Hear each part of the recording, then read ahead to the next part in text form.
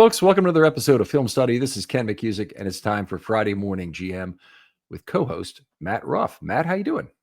Ken, it looks like Orioles season is turning into Ravens season, so glad we have something to talk about. You know, it's been a tough season so far. They had the good run on the West Coast, and before that for 3 games at home, and it looked like they might get it turned around. Then they lose 2 out of 3 in, I keep wanting to call it Oakland, but it's Sacramento, or it's Ath on the schedule now. And then they come home and they lose 2 out of 3 to a very good Tigers team. The game on Wednesday night really looked great in terms of the 10-1 tight, close to the vest game most of the time, and then a big outburst in the 7th inning to put the game away. But it does not look good for our Birds right now, and they'll face a lot of tough teams in the coming month or so. For sure. All right, so OTAs were over. They were declared over a day early by Harbaugh, who canceled practice for today, Thursday. We're recording this on Thursday night for distribution on Friday morning. But there are 2 pretty clear needs for the team coming out of the OTAs, I would say. And the first is at safety. And I've been trying to kind of talk about this as we go on a lot of the notes, but definitely not a position of tremendous depth for the Ravens right now. Yeah, the Ardarius Washington offseason injury is a killer. And, now you see Bo Braid go down with what they said was a minor ankle injury. But, unless they want to have Hamilton play the back end, which I think a lot of us are really hoping they can use him as that chess piece, the queen on the chessboard. It seems more and more likely that he's going to be on the back end with Starks. So really hope that they either have a nugget that they think they have on the roster that can make it work, or EDC is hitting the phones trying to figure out either a veteran or maybe a younger piece that's sitting on a practice squad somewhere that they could bring over. Right. They've certainly given a lot of players a chance. Starks has looked solid. He had a pick earlier this week, I believe, and then he's generally looked good and looked like he knows where he's supposed to be. There've been some good comments, one made by, I think it was Harbs, it might have been one of the other coaches, about Malachi Starks organizing walkthroughs in the hotel with some of the players. So that's a good thing to hear about. You want to see that kind of leadership. It's not Starks that I would have a concern for, and boy, if anything were to happen to him, would the Ravens be in a lot of trouble. It's another split safety, and they really have tried everybody at this point. I mean, everybody they've got. So they've tried Bo Braid, and he had not looked that great. Looked like a dime back last year. Downhill, close line of scrimmage, run defender. Definitely can give you something on special teams. Not a bad football player, but he's just not a split field back end guy. I don't think he has the good recognition for that. Sinusi Kane has also gotten trials. He's probably got the lead currently. He's definitely getting the most snaps in terms of players at OTAs who are having time. But honestly, I think they probably have to look outside the organization, even if they kind of want to bet on Kane going into the season to be their 4th guy who could play the back end. I think they need to get a 3rd guy who can play the back end before they get to training camp.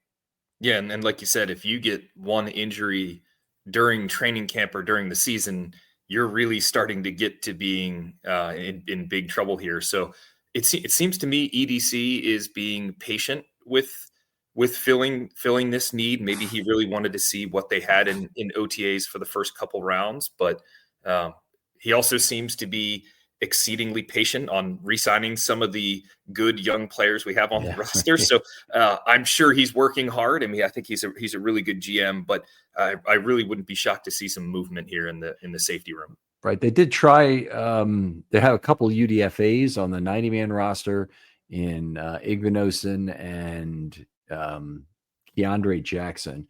Mm-hmm. And I would say that each of them is getting opportunities. They're playing basically with the last unit, I would call it. They're not getting really high quality reps, but then nobody is because if Lamar Jackson's not there, you're not really getting the quarterback experience you'd like the safety to get. But I would also say neither of them has really distinguished themselves. and they've been, not necessarily out of position, but not necessarily super fast either. And I'm talking about both in terms of trail speed and ability to diagnose. I really haven't seen it from either of them. I don't think either of them has jumped into the discussion. Would be no new thing for the Ravens to have a UDFA safety make the team, but it's they've had one last year in Bo Braid, but it doesn't it doesn't bode well that that's your only choice. And I think they probably want to switch out for some other choices. As camp begins, veteran is very possible, and a younger player also possible, as you mentioned. Ken, do you think that over the years, one of my theories, I have no statistics to back it up, was that I feel like the Ravens, in times when Lamar is not playing in OTAs or training camp, I feel like their quarterback play has been fairly poor outside of Lamar in recent years. And I've always wondered, and I know you see more of the camp, you get to see way more than any of us see. Does it frequently hold back the learning of the offense and the defense to have poor quarterback play in some of these instances? I don't know how that could not be true. Like Right. if you're not playing with Lamar Jackson, if it's Leary and Rush taking all the snaps, I would say, the last couple of days, I don't think Rush and Leary were absolutely terrible, but they had a good stretch in there where they just firing buckshot. Every pass is like it might be anywhere around the receiver. It seems like a lot of things are going wrong. The other thing is both of them are kind of antsy, and there may be a point of emphasis that they have to get rid of the ball quickly in the pocket, or they might blow a sack on them. And if that's the case, then that may be causing them to get into some really bad habits, or some habits that wouldn't be normal if you had Lamar Jackson back there, because Lamar's going to hold the ball as long as he damn well feels like it and then make a play. And Rush and Leary both look like they want to get rid of the ball quickly. And I think that has caused some additional errors.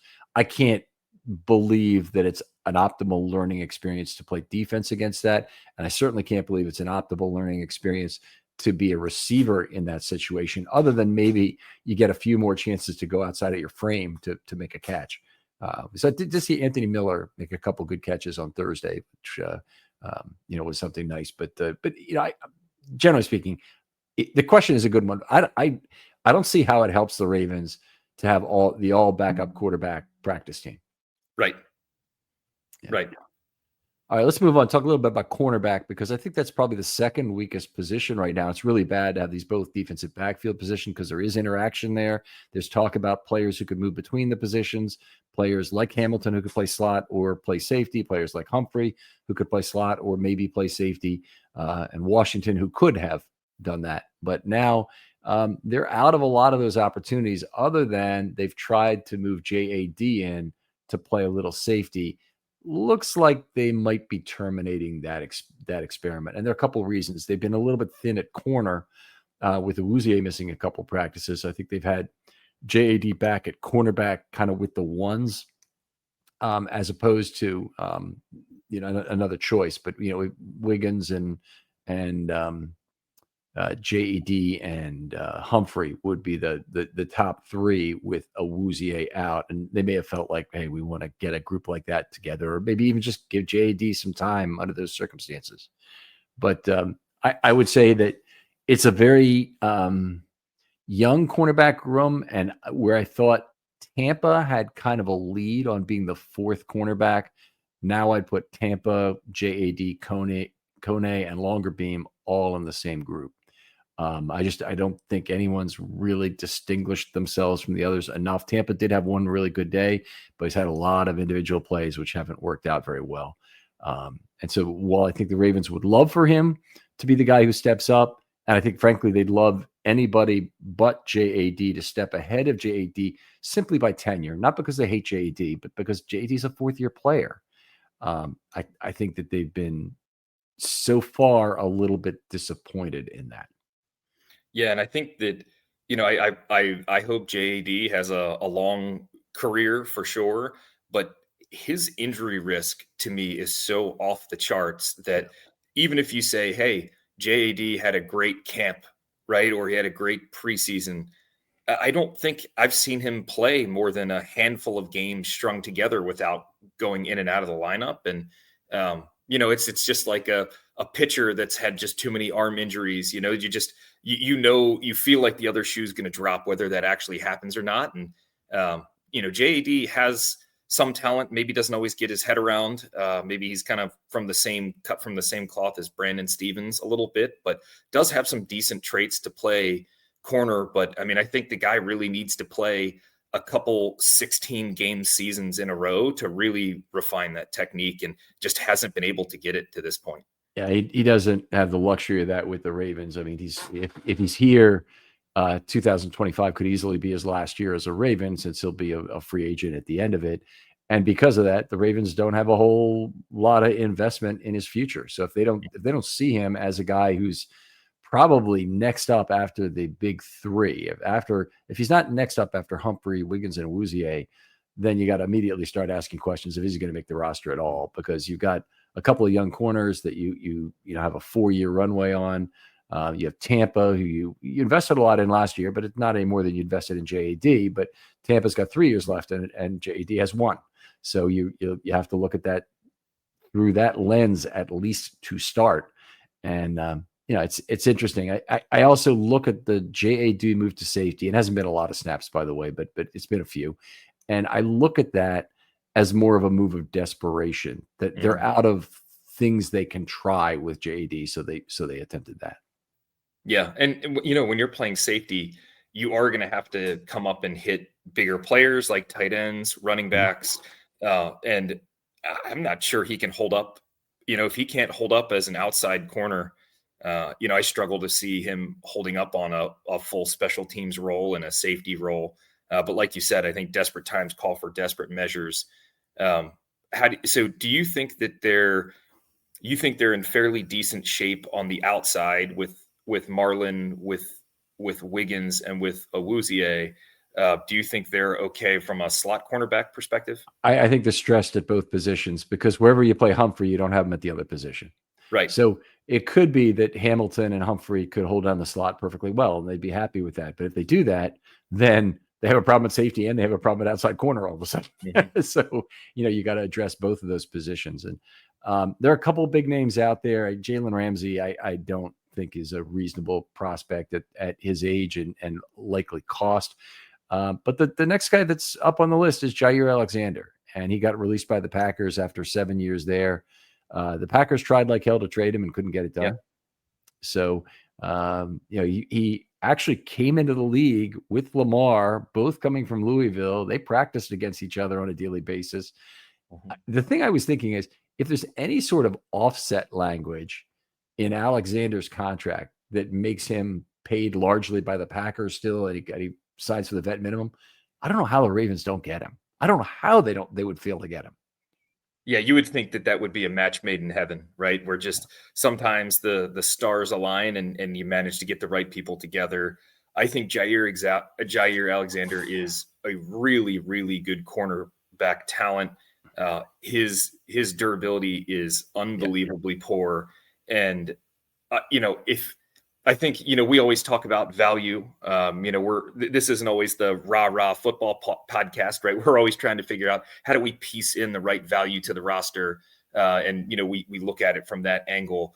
I do think that if the price could be right, that this seems like something that could be a no brainer, but with his injury history, I would really have a hard time giving too much money for someone like Alexander. And, like you said, the Packers, they couldn't get rid of him. I mean, he had a pretty large cap hit. They had to cut him. So I'm really curious to see. He's definitely going to get signed somewhere. He's a heck of a talent, but I'd be curious to see what type of deal he gets. Is it mostly incentive laden?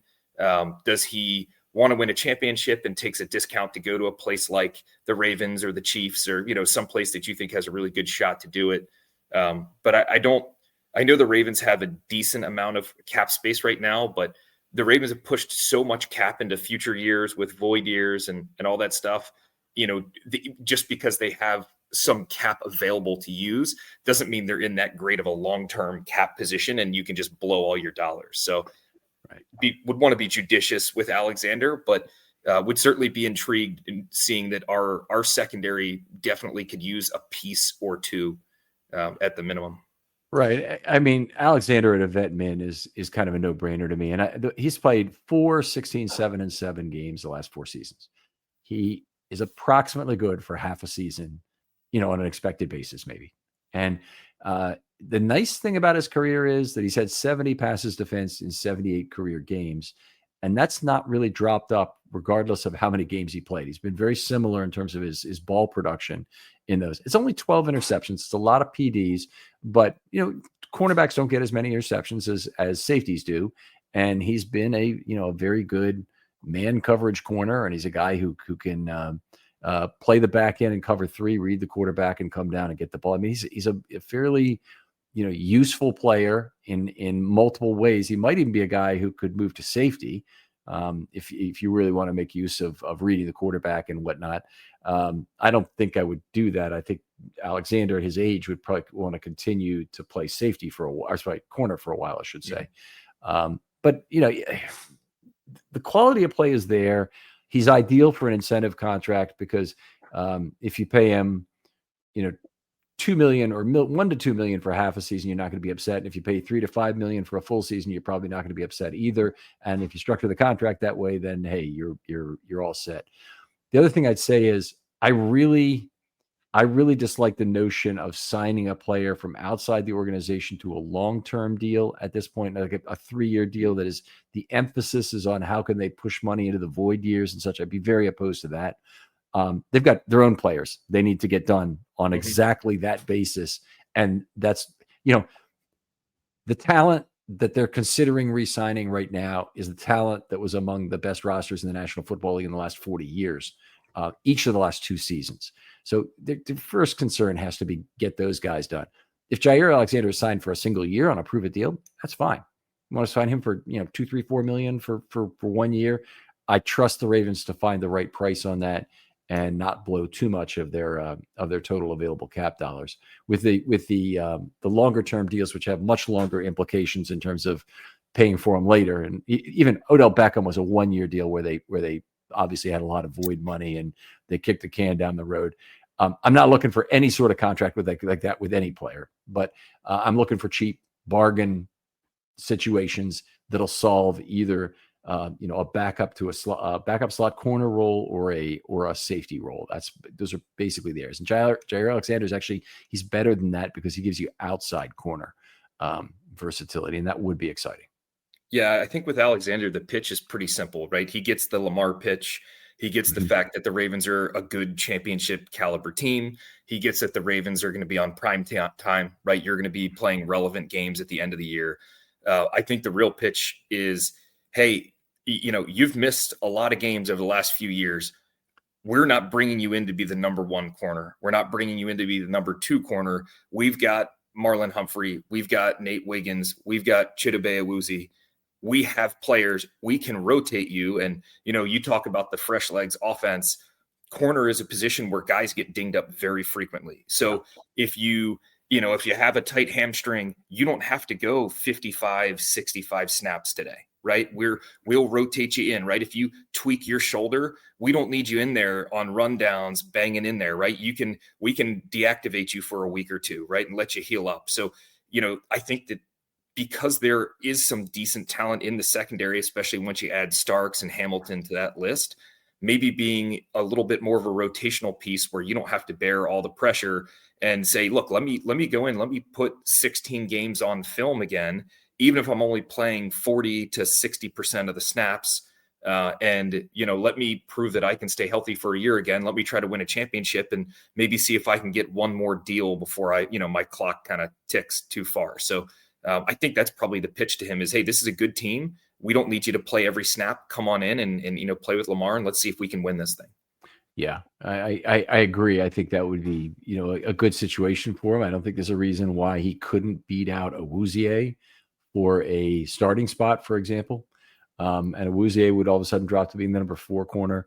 I think it would make a lot of sense. I think it's the right amount of depth to have on a really championship caliber roster that you would have one more corner than the Ravens do currently. And it's the Washington injury is having a big ripple impact across multiple positions. And it even goes into the linebacker core, because now there's questions about how do you get a dime defense on the field with the current set of safeties. You could do it, maybe Sanusi Kane is your dime. Maybe you bring him in and you keep Hamilton on the back end, or when Bo Braid is healthy again, then you put him back there. But I mean, so many positions were impacted by the loss of Washington in terms of how the Ravens deploy their players. Yeah. And the fact that it was before the season even began, right? It just gives you so much less wiggle room. It's not week 8, right? And you're getting to the end of the season. There's a lot of injuries that are still to happen. And the scary thing is that you and I have talked through this frequently. There's not that many great safety candidates on the market. There's some names that people know that are fairly recognizable, but as soon as you start looking at their yards per target, right, you're immediately scared off by it. So, you might hear a name, like Isaiah Simmons, or, who's the Simmons that was in Atlanta that was on the Bengals beforehand? Is it Justin Simmons? Yeah. Justin Simmons, right? Or Blackman, who was on the Colts. Yep. You start looking at the details behind their play, and you really get scared pretty quickly, especially after, what we had to witness last year. So, really need to figure it out. The yards per target really should have told the story on Eddie Jackson, because he'd been terrible for 4 years. But it is what it is. Hopefully the Ravens have learned from their lesson, and we'll see if they dig in there. Usually I think the Ravens do have kind of a fairly, I won't call it a cavalier attitude. Maybe it's a certain evaluator arrogance that they think they can find the traits that they can make somebody into a good system with the structure that they have. Right. We have Chuck Pagano. We have excellent coaching. Our system has worked. Last year, look at the way we created all these coverage sacks for a pretty average pass rushing unit. And it's not that the stuff is untrue. It's just that it's very hard to duplicate with just any player. Mm-hmm. And the more examples the Ravens pile up of guys who are completely beating the odds to be good, like Ronald Darby. I mean, Ronald Darby's his season with the Ravens completely out of context with the rest of his career. Completely. Kyle Van Noy. Yeah, Kyle Van Noy too has been his career. Jadeveon Clowney, but I'm really talking about the coverage guys. But sure. A lot of guys have had career years with the Ravens defense. Patrick Queen, when Roquan was here, it'd be another example. I mean, but yeah, I hope that they don't fall into the trap that they think they can make anybody good because they think they can have a reduced role. It's kind of like a failed racing mentality. So I know a few people in the horse racing business, and they probably tell you different stories about this, but they own horses, and the horses have a class that they run at that basically controls the level of competition. So if you run in a $2,000, what's called a claiming race, you can do that, and you can run for the purse in that race. But the problem is anybody else before the race can just put a slip of paper in a box and buy that horse away from you for $2,000. That's what a $2,000 claiming race means. So it keeps away the horses that you think are too good from running in too low a class. And I think that's part of the fallacy here, is that any safety the Ravens bring in, they're going to be bringing him into a situation which is much better than what he was in before. And they think, yeah, we can fix that. We can, I can see certain things on tape I really like about this guy. But sometimes you can't always fix it. The guy's messed up in the head, like it appears that Eddie Jackson was. And when I say messed up in the head, let me be clear. I think he thought he knew how to play the position, and he didn't really want to be told or buy into what Orr was telling him. I think that was basically the problem. And they didn't have a strong enough secondary coach like Pagano to turn that around, even if that would have done it. Okay. And so you end up in a situation where Williams and Jackson, either together or individually, are acting like idiots and causing the whole defense to collapse over the thing. Yeah.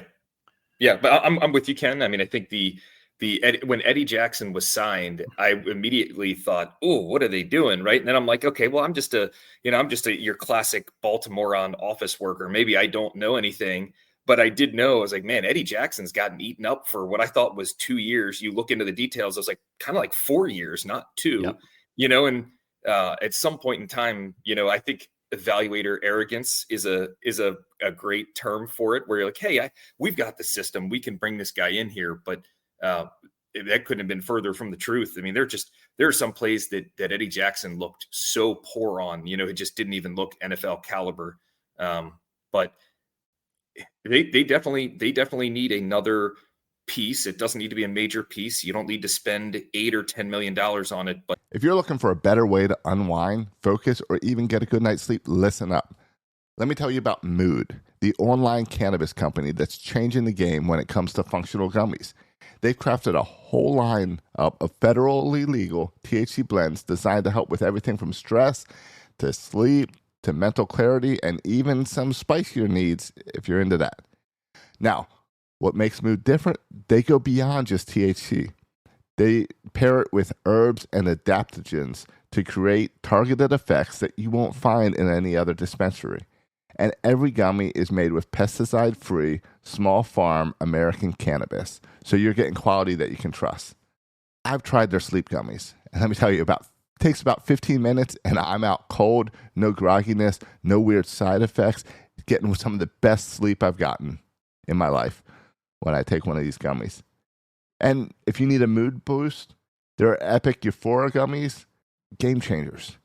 And right now, Mood is giving listeners 20% off their first order by using the promo code RAVENS at checkout. So head on over to mood.com, find the perfect gummy for whatever life throws your way, and don't forget to use the promo code RAVENS to save 20%. They definitely need another piece in that secondary. And like you said, the outside cornerbacks impact the inside, the safeties impact the inside and the outside. So, they really need to figure out what's the piece that's going to fit in the best. And then luckily they do have some versatile players that they can maybe move around that piece. So if you can get a good outside cornerback, that's typically the best place to start, right? And then you can have other things fall in place based off that. I agree. That's the hardest thing to find. It's harder even than a split field safety, as hard as that's been for the Ravens to get. A outside, right-sized cornerbacker, they're very hard to find. All right, let's move on. Another topic, and you brought this up in terms of why don't you introduce the topic in terms of the inverted signings? Yeah, so the Ravens have been, Ken, you and I have talked on this show frequently about there are a lot of deals that the Ravens need to get done. There's a lot of premium talent. Like you said, this is one of the best rosters that the NFL's seen. And there's a lot of talent on this roster that needs to get paid. And the way that, I was thinking about it is, what is your priority and who are you going to sign first, knowing that you have a limited number of cap dollars and you want to make sure that maybe your guy is Travis Jones, for example, or can you lock him up first before you move on to some of the other pieces? And one of the items that Ken and I had been discussing back and forth was, it's pretty interesting that they decided to extend Derrick Henry, who was already under contract for this year, and oh, by the way, is over 30 years old and plays running back. They decided to extend Bateman when he was already under contract. And so you have some of these deals that you think, Derrick Henry and Rashad Bateman, that wasn't on my list of priorities for the offseason. You think, okay, EDC has a lot of priorities to get to.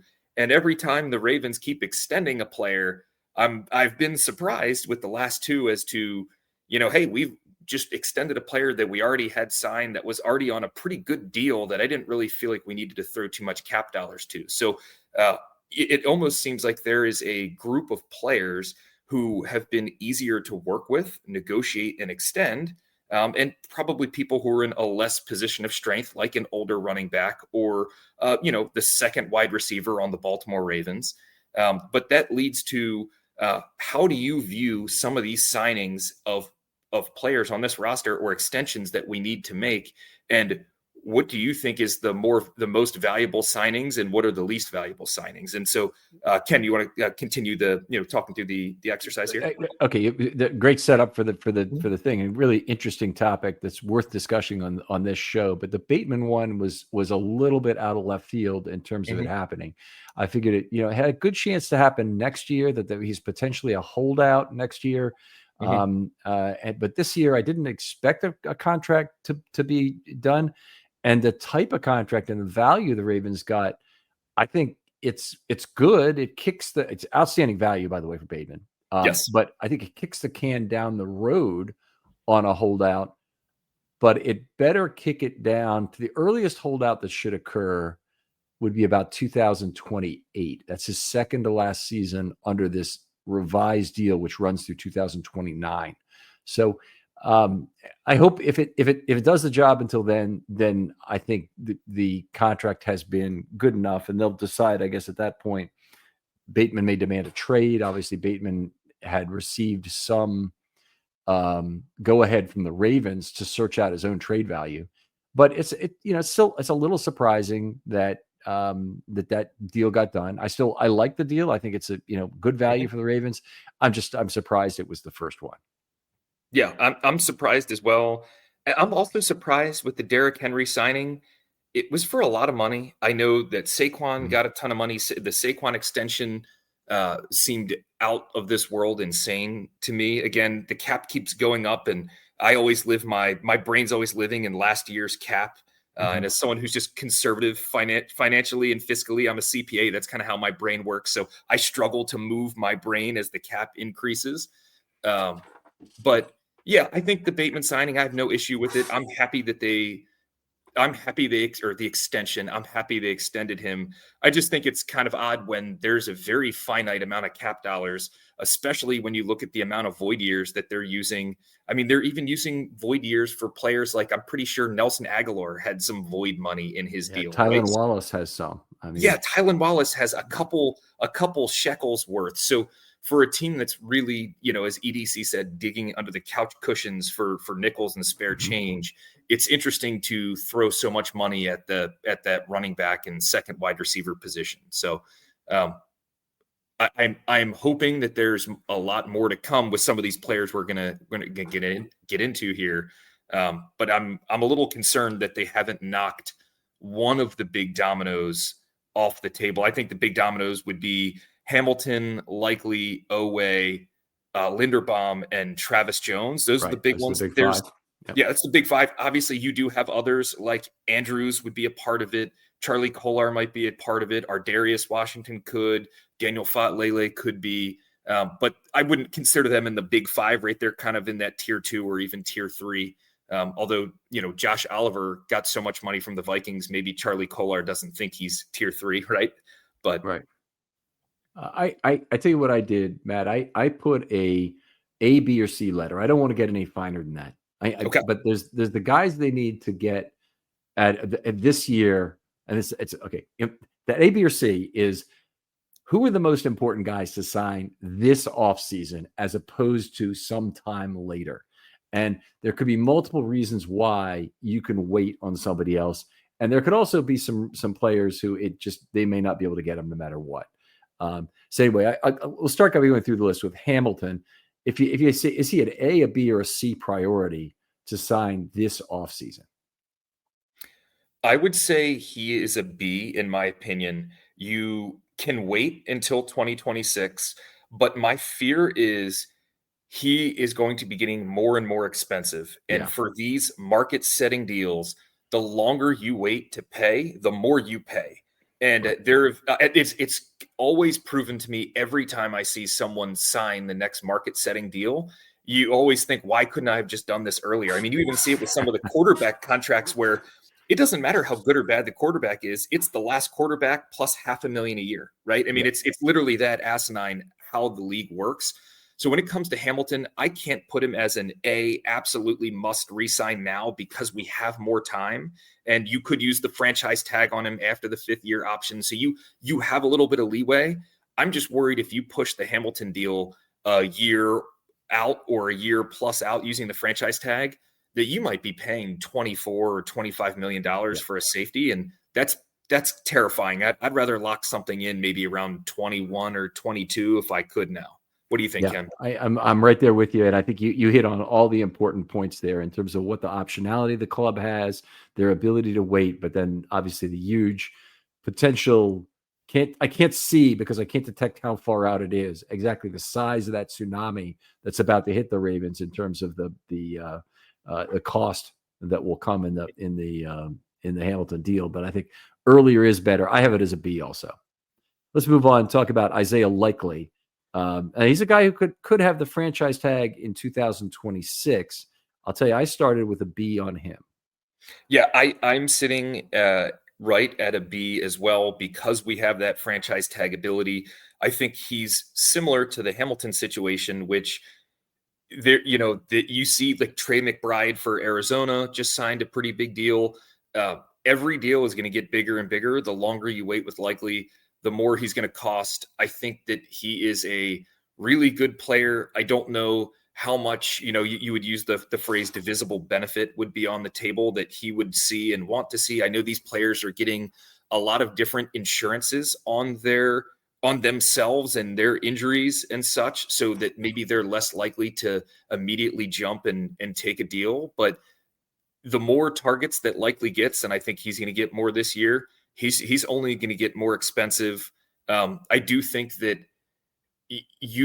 I don't think tight end is necessarily a premium position. So maybe that would shift me to being maybe a C plus to a B on the, we need to get it done soon scale. On the flip side, you're losing Likely, you're losing Andrews, you're losing Kolar and Ricard all in the same offseason. So it almost null and voids everything I just said, right? Where, that's a different tsunami that's a one position group getting completely wiped out. And, they don't even have Kadir Ishmael on the roster anymore, so they're really lacking past this year. I do think that Andrews might be a little bit of I wouldn't call it a trump card, but maybe a safety valve there, where I don't know if Andrews is going to want to go anywhere. He's played here. He's played with Lamar. He might want a 2 or a 3 year extension at something reasonable, and we have to let Likely go. Well, what are your thoughts on Likely, Ken? Yeah, you hit on all the important points there. That basically the biggest reason to sign Likely now is that all the tight ends have their contract stacked. It's not that you can't deal with it in 2026 in terms of the franchise tag, which is relatively inexpensive at tight end. I think there is some signaling that goes on. If either one of Andrews or Likely signs a deal, it probably means the other one is gone. And I can see a situation where the Ravens don't want to enter this year with that circumstance. And I can also see a situation where the Ravens go to both of them and they say, hey, look, we want to make each of you what we think is a market value offer for an extension on your services here. There might be some divisible benefit because you're still under contract for a year, but basically this is where we think you are market value. And the offer is going to be lower for Andrews than it is for Likely. Mm-hmm. And they're both going to have an offer, and they may say, I don't know if I want to take that or not. Or they might look at, negotiate individually and cut it off because they know the two of them are such good friends that they don't want them talking about the contract and getting it done. So they may just say, okay, we're starting discussions with you, Mark, and we're gonna have a discussion, and we want it to be fruitful, but I've only got about 10 days to do this. So here's my number. If you want to come back with a different number you think is the right number, we're willing to listen. We're willing to talk terms with you, but we've got to go through this quickly because we're going to Isaiah next in terms of this thing. And, I've made the point before that on the draft, they just offer 10 different pitchers a graded set of contracts, and whoever accepts first, they're there, and the other people, the offers get withdrawn. Yeah. You would have to think that Andrews is one of the players who would be willing to sacrifice money to stay with the Ravens because he's earned a lot of money in his career. He likes playing with Lamar. They have a very similar style. He's not going to be hurting for bread or water in the future. And he can really build a decent legacy with the Ravens, especially if he brings home a championship. So I don't know if going to just jumping to, the Arizona Cardinals or the Chicago Bears to get an extra $1.5 million a year over 2 or 3 years, is really that much of a needle mover at Mark's point in his career. Whereas for Likely, you might be looking at 5 years, 85 million, right? Versus the Ravens might say, hey, we can do 4 for 60 or 4 for 55 or something, where, Right. Going to the Bears might get you a lot of extra coin. So maybe it makes it more likely that it's Andrews who gets extended over Isaiah in the long run. Yeah, I think that's certainly possible. We got to move on here. We talked about kind of both Andrews and Likely. I have Andrews as a C signing, and part of the reason I think he's a C is that you signal to Likely that he's probably out if you sign him. So Agreed. I would not. I think you'd actually probably try and avoid an Andrews signing this offseason. But it could be they try both, and they may know already they can't sign Likely, and if they can't do that, then Kohler and Andrews both become more significant signings to get done this year. Yeah. Right.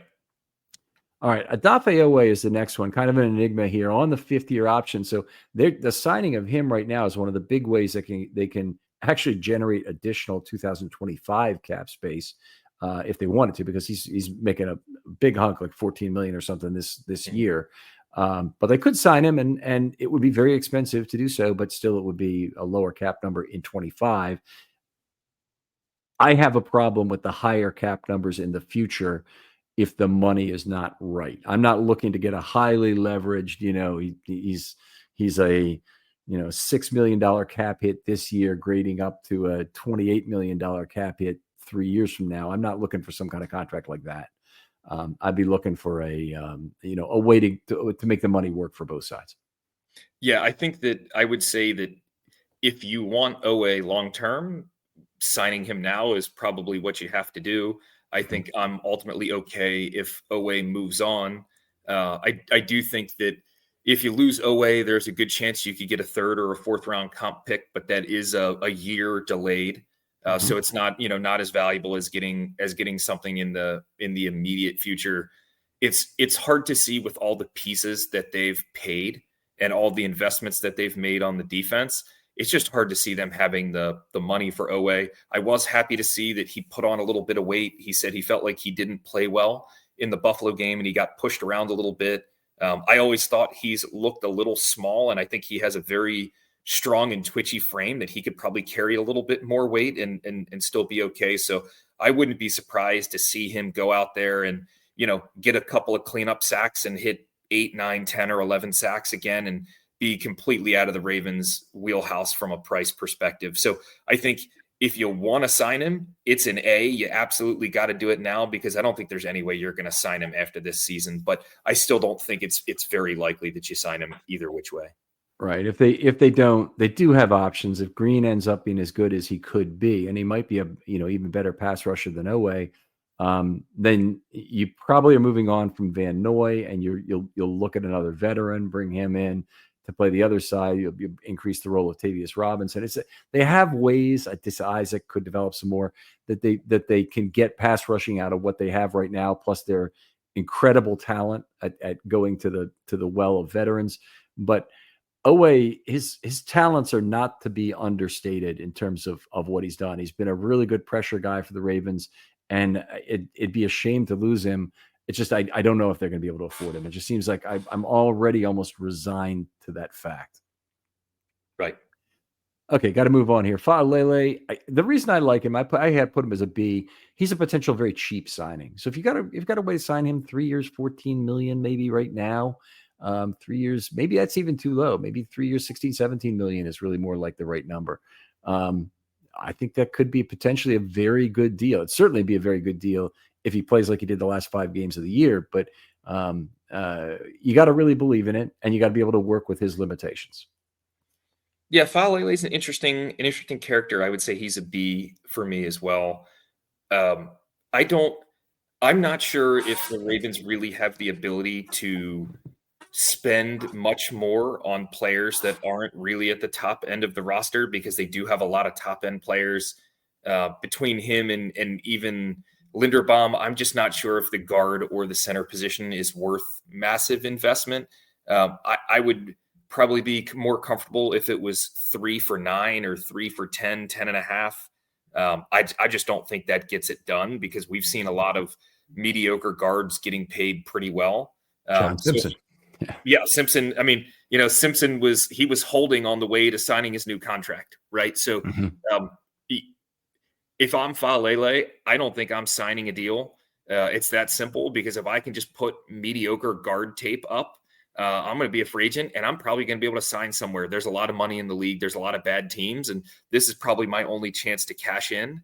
And it's going to be enough cash where if you're making Faalele money, $1.5 million a year is really material, right? As opposed to someone like Andrews. Yeah, I think it's the Ardarius Washington situation that would make Faalele want to sign early. It's the fact that in his case, he could get hurt or he could regress in terms of his play. Either one of those things could happen. And if either did, then he's basically worth almost nothing. And Ben Cleveland, we thought he was going to have significant value potentially coming out of year 4 because we thought, it was a pretty good chance that he'd have a starting role last year. Never materialized. And, you just don't know how it's going to play out. And you can be in a purgatory of 1 year prove-it years that can last more than 1 year. And there's a few players who've been on the Ravens recently, and I put Brent Urban among them, who really understand that in terms of they didn't really cash in on what could have been a really good career because they got hurt at just the wrong time. So it kind of bums you out. All right, let's get to the last two here because these are the biggest. Tyler Linderbaum and Travis Jones.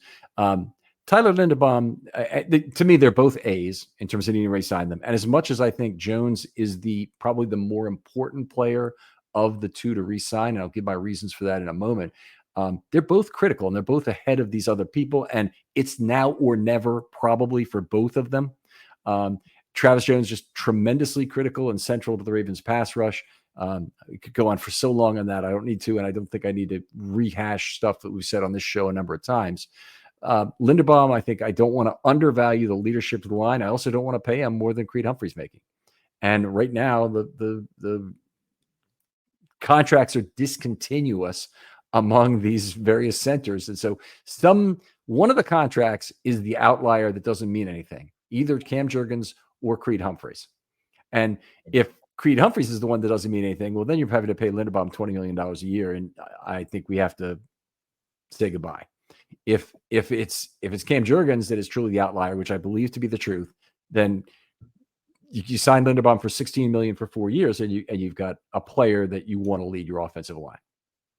Yeah, I'm in the same camp, Ken. I think I might be a little bit more against signing Linderbaum than you, but like you said, he's the leader of the line. He's been here for a while. I think he's a really good player.